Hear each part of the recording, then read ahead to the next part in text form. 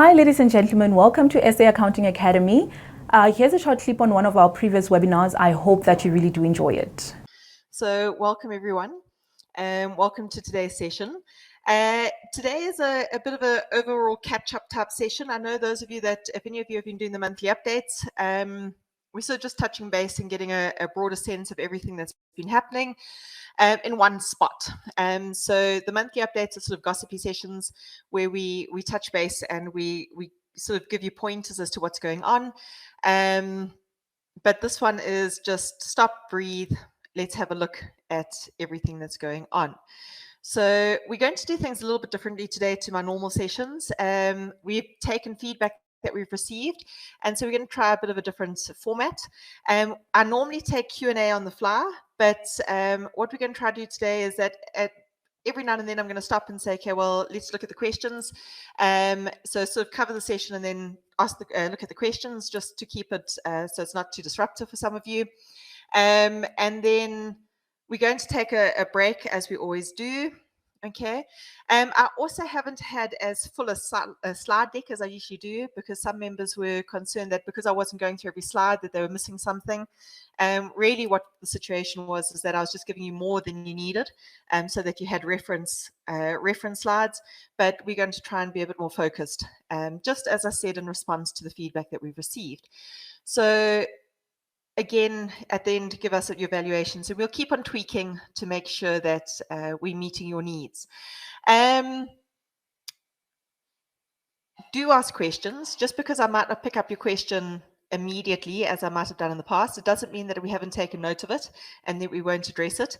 Again, if everybody, if there's a question that doesn't quite fit the session, we'll park it and we will look at it at a later, I'll possibly say that's for the end of the session, or that's something that's sort of out of the scope, and please maybe email me, or we'll deal with it at another point.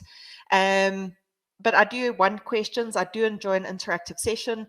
There's nothing worse for both of us if I'm just sitting chatting and I'm not acknowledging the fact that you're there.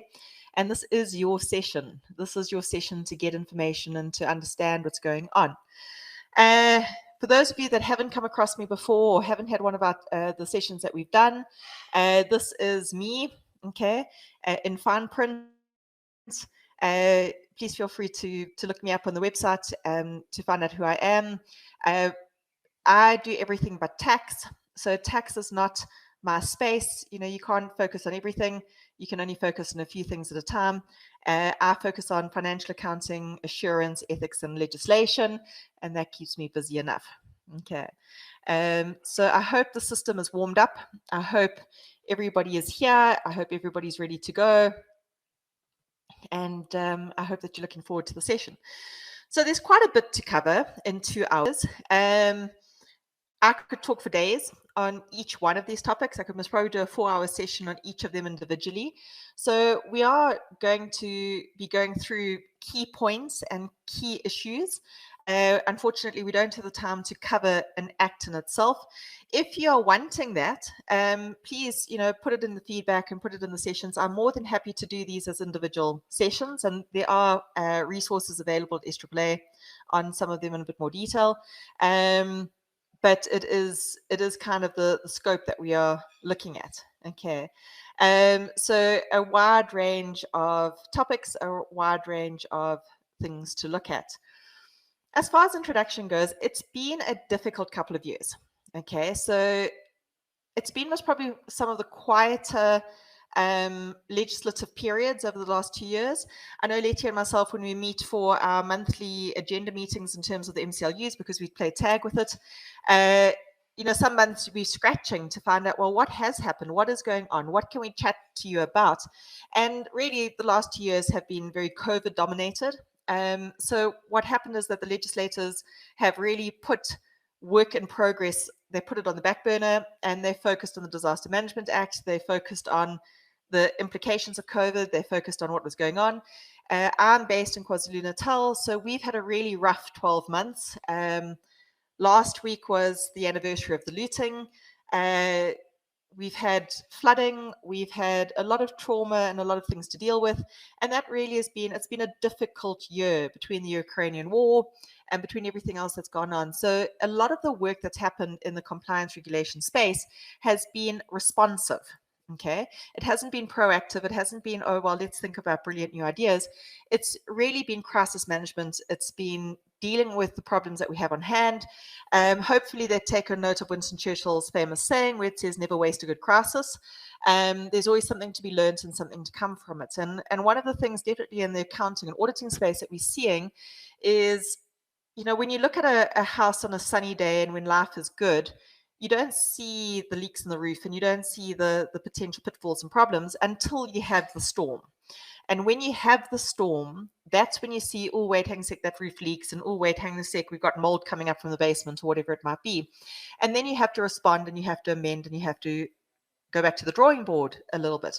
So I'm hoping that the lawmakers and the regulators have sat and, you know, we've gone through the storm.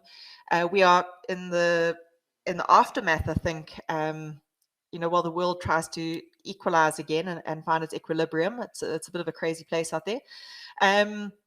But we are starting to get the new laws coming through and the new work coming through and the new ideas coming through, maybe a bit more delayed. Generally, by this time, we would have the reason that most legislation and legislative updates happen around about this time is because the first half of the year has happened and we have a good chunk of law to look at. I've got a feeling that's going to happen probably towards the end of this year because we're still in a reactive phase. We're still in a responsive phase, and we have a few other challenges facing us that we are needing to deal with. Okay, so with that in mind, the first question and the most common question I get is, when are we going to see, or what is the status of the Companies Act Amendment Bill? Now, quite honestly, I've lost this bet because in the beginning of the year, I would have put money on the table to say, well, by July, we should have it. I mean, they asked for this in 2020 or 2018. They gave us a really rushed new look in 2021. They gave us a month to comment, which gave us this idea that they were pushing forward. And then it sat again. I do know that the Corporate Laws Committee have been meeting and that discussions have been taking place, but we have literally no insight as to when to expect the finalization of this bill. As technical specialists, we have, you know, a bit of back channel discussions, and all of us are looking at each other going, have you heard anything? Have you heard anything? Have you heard anything? And it's absolute silence. None of us have heard anything as to when this bill is expected. It's long overdue. It needs to happen. In many respects, SIPC is acting as if some of these sections are already enacted. But there are a couple of issues in this new bill that are going to rock the boat. Okay, and we need to prepare for it. We need to know that, you know, when we go to our clients and speak to our clients, we have to speak with authority and we have to sort of say to them, okay, this is definitely happening, and we can't really at the moment. One of the things that I think is causing some of the delay, and this is just speculative in my opinion, is the PI score. It was not amended there was nothing proposed around the amendments to the PI score in the 2018 amendments.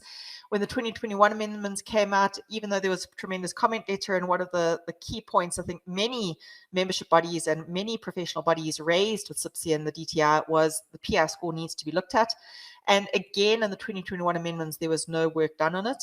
And this really, if they want to make the administration of companies more effective, better, less onerous, their key tool really would be to look at this PI score, because that's where you filter between being heavily onerous and heavily compliant based versus a lot more easier and a lot more user friendly, as it were. It's sort of a simple adjustment that could have very far reaching impact.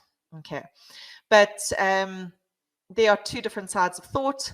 You know, the accountants and business owners and all of us on the ground would obviously like this PI score raised, because it'll take a lot of people that many people don't think have public interest out of the net. Other people would want it dropped because they feel that there needs to be more accountability and there needs to be more, should we say, interrogation and transparency. And so they would want the PI score lowered, but that's obviously a cost to business.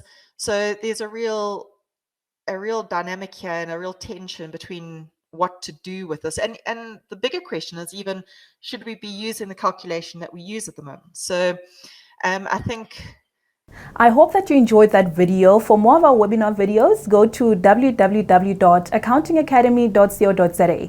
Thank you and have a lovely day.